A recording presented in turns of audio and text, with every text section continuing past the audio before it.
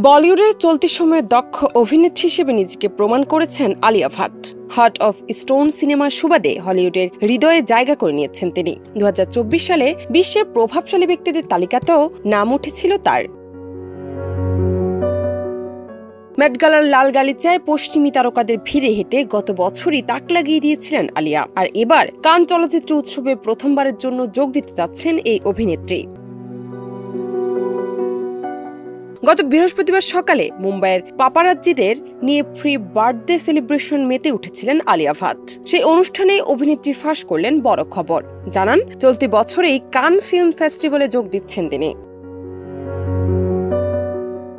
আন্তর্জাতিক এই চলচ্চিত্র উৎসবে যোগ দেওয়ার জন্য মুখিয়ে থাকেন তারকারা। সেই আমন্ত্রণ এবার আলিয়া ভাটের কাছে। গুঞ্জন আগে শোনা গিয়েছিল, তবে বৃহস্পতিবার জল্পনায় সিলমোহর বসালেন অভিনেত্রী নিজেই। আলিয়া জানালেন, মুখিয়ে রয়েছি কবে কান ফিল্ম ফেস্টিভ্যালে যোগ দেব।